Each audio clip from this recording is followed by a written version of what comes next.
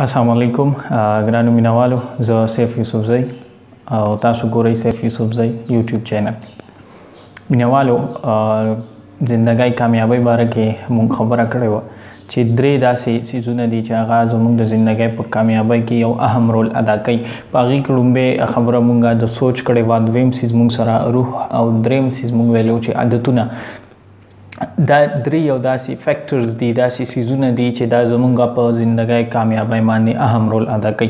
نن به مونږ فرست سټپ ته ځو چې کوم په دې کې دننه بیا خبرې دي هغه به کوو انشاءالله. نو د مخکې ویډیو کتونه تاسو په یوټیوب چینل باندې نوي یې، دا یوټیوب چینل سبسکرایب کړئ او ګنټه نشان هم دباو کړئ چې څومره ویډیوز راځي چې هغه تاسو ته بر وخت ملاویږي. جی مینوالو، زمونږ د زندګۍ د ټولو نه اهم سیز چې زمونږ د زندګۍ د کامیابی پوره انحصار په هغه یو سیز باندې دی. اگر چې هغه زمونږ خپل زندګۍ زمونږ خپل معاشره کې وګورو نو زمونږ په معاشره کې به ډېر کم خلک مونږ ته داسې ملاویږي چې د هغې په زندګۍ کې به دغه یو سیز وي، اهم د هغې په وجه باندې به هغې په زندګۍ کې کامیاب وي.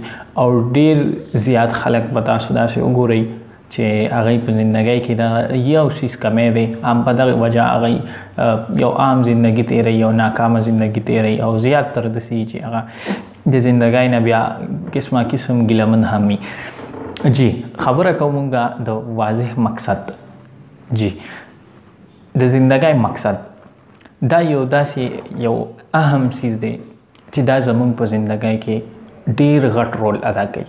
زمونږ زندګي د کامیابی پوره انحصار هغه زمونږ په مقصد باندې دی. چې زمونږ د زندګۍ مقصد څومره غټ وي دومره به مونږ د زندګۍ دپاره هغه منډه تړه کوشش ډېر زیات کوو. که د زمونږ د زندګۍ مقصد وړوکی نو بیا به مونږ کوشش ضرور کم کوو. که مونږ خیال وکړو مادي سایډ باندې به زه تاسو ته یو خبره وکړم، که مونږ یو دیاړي مار له لړ شو د هغه نه تپوس وکړو چې یاره ستا د زندګۍ مقصد څه دی یا د ستا د ژوند مقصد څه دی.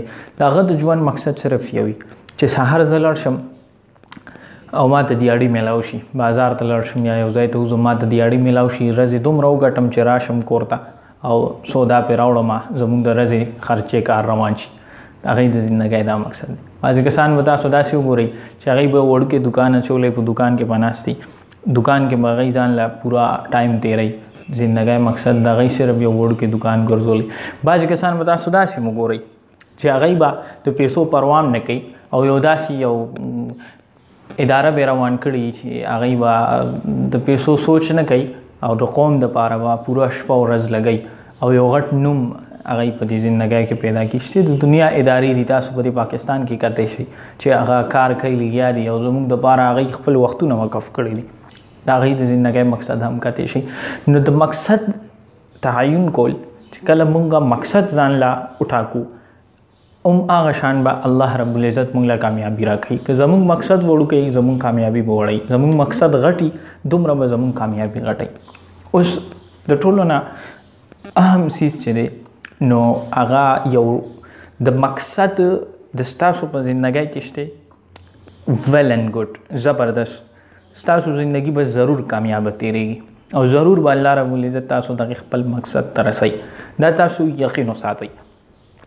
ها که ستاسو په زندګۍ کې مقصد نه وي، تاسو ته دا پته نه وي چې زما د زندګۍ مقصد څه دی، نو بیا جی مقصد په زندګۍ کې پیدا کول دا یو ډیر اهم سوال دی، یو اهم ضرورت دی چې تاسو په خپل زندګۍ کې ځان له مقصد پیدا کړئ. دلته کې کاونسلینګ له چې کوم سټوډنټس ما له راشي هغوی نه زه دا کوېسچن ضرور کوم چې ستاسو د زندګۍ مقصد څه دی. یقین وکړئ تقریبا 80% سټوډنټان د سی وي او طالب علمان راشي چې په هغې کې هغوی ته چې کله زه دا سوال وکړم ستاسو زندګۍ مقصد، هغوی ته پته نه وي چې زما د زندګۍ مقصد څه دی. او بیا کوم سټوډنټانو ته پته وي چې زما د زندګۍ مقصد څه دی نو هغوی هم اکثر د خواهشاتو لا د مقصد یو نوم ورکړی، یعنی یو خواهش دی د ماشوم، هغه خواهش لی د زندګۍ د مقصد نوم ورکړی. اگر چې خواهش او مقصد ډېر غټ فرق دی. چې د چا په ژوندۍ کې خواهشات دي هغه کله هم کامیابی طرف ته نه ځي، خو د چا په ژوندۍ کې چې مقصد دي نو هغه اکثر خواهشات هغه شاته غورځولي، هغه صرف هغه مقصد باندې فوکس کړي او په هغې باندې لګي. نن که موږ وګورو په دنیا کې چې څومره هم غټ نومونه موږ ته میلاویږي، غټ خلک میلاویږي، یا زمونږ په دې کلو کې داسې ستارې راوچتې شوي دي چې هغوی په دنیا کې زمونږ د قوم، زمونږ د قبیلې، زمونږ د کلي، زمونږ د پوره د ملک یو نوم روښانه کړی دی. همدا هغه خلکو چې د دې زندګۍ کې یو مقصد مخې ته پروت. بعضې کسانو په ذهن کې به دا سوال هم راځي چې اکثر داسې موشي چې یو عام کس په اچانک هغه راوچت شي او هغه وایرل شي او مطلب خلک هغه له الله عزت ورکي، شهرت ورکي، پیسه ورکي. نو جی بالکل داسې هم کیږي چې الله رب العزت د بغیر پلار هم انسان پیدا کوي، بغیر مور هم انسان پیدا کوي، بغیر مور او پلار دواړو بغیر هم انسان آدم علیه السلام پیدا کیږي. خدا د الله رب العزت قانون نه دی، دا کیږي، دا صرف الله رب العزت موږ ته قدرت ښیي چې زه بغیر د وسایل هم یو کار کولی شم، خو وسایل ډیر لازم دي. د ټولو نه اهم وسیله، د ټولو نه اهم څیز د ستاسو د زندګۍ د کامیابۍ چې دی هغه د ستاسو د زندګۍ مقصد دی. که ستاسو زندګۍ کې مقصد وي تاسو مخکې تللی شئ، تاسو ته غټه کامیابي میلاویدی شي. که د ستاسو د زندګۍ مقصد نه وي ضرور تاسو به د خپلې کامیابۍ نه ډیر زیات لرې یئ. او که د ستاسو زندګۍ مقصد د یوې ورځې یو ورځ به درته فایده میلاویږي. که ستاسو زندګۍ مقصد پوره عمر نو باقاعده تاسو ته به د پوره عمر یو صله میلاویږي. ستاسو د زندګۍ مقصد صرف په خپل کلي کې یا په خپل کور کې کار کولی نو تاسو ته به هغه عمر میلاویږي. که ستاسو د زندګۍ مقصد پوره دنیا کې خیرخواهي، د ټولې دنیا د انسانانو خیرخواهي، له ټولې پوره دنیا کې به ستاسو نه الله رب العزت خیر خوري. د دې ټول انحصار په څه باندې دی؟ تاسو ته به اندازه لګي چې د مقصد پیدا کول، دا ټوله خبره چې ما وکړه هم په دې بنیاد ما وکړه چې د مقصد راوستل پوره په څه باندې بیا ډیپینډ کوي، انحصار ساتي چې مقصد به یو کس پیدا کوي څنګه، نو هغه زموږ په سوچ، زموږ په خیالاتو باندې انحصار کوي.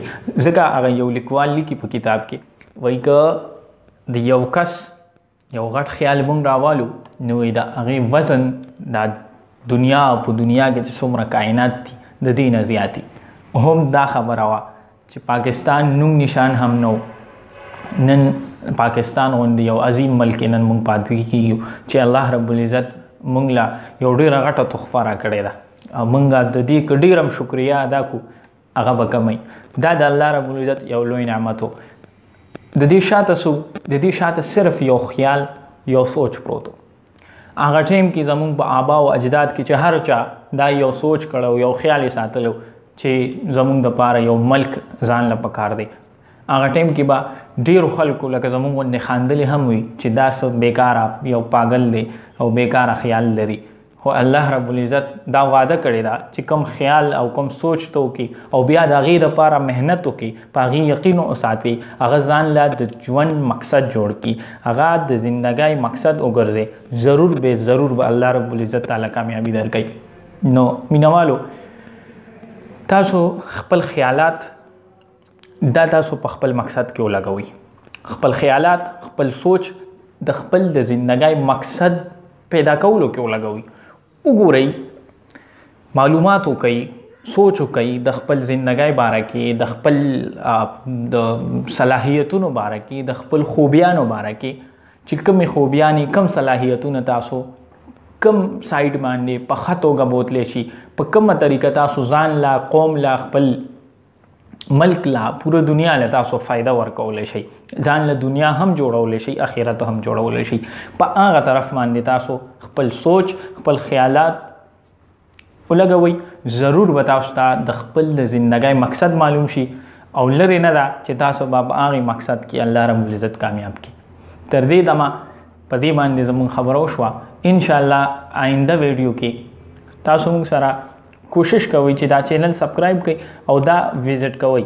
دا د ستاسو د فایدې لپاره موږ روان کړی دی چې څومره هم موږ خبره کوو دلته کې، د دې مقصد دا دی چې د ستاسو په زندګۍ کې یو داسې تبدیلي راشي چې یو غیر معمولي زندگی تاسو تیره کړئ او چې د دې دنیا نه تاسو رخصتېږئ چې تاسو د دنیا لا ځان لا او د ملک لا د قوم لا ډیر څه ورکړي. زموږ مقصد هم دا دی. په دې مقصد باندې کوشش کوئ چې تاسو ځان اپډیټ ساتئ د دې ویډیوز نه. راتلونکي ویډیو کې به زه انشاءالله هم د دې مقصد باره کې څه پوینټس نور ذکر کوو او ټایم ټو ټایم به مخکې ځو انشاءالله چې کم داسې یو ټاپک یا سوال تاسو په ذهن کې راځي هغه تاسو لاندې کمنټ سیکشن کې هم لیکلی شئ. او د دې نه علاوه په ډسکرپشن کې مونږه د واتس اپ ګروپ شامل کړی دی، نو تاسو واتس اپ ګروپ هم جوائن کولی شئ او په هغې کې زما خپل ذاتی نمبر هم شته. ٹھیک شو، نو په هغې باندې هم تاسو زما ذاتی نمبر هم شامل دی، په هغې باندې هم تاسو ما سره کانټیکټ کولی شئ. تاسو کاونسلینګ دپاره ضرورتي تاسو څه مسله هغه ما سره شریکولی شئ. انشاءالله زمونږ نه څومره هم کېږي ستاسو پرابلم سالو کولو کې به د ستاسو مدد ضرور کوو.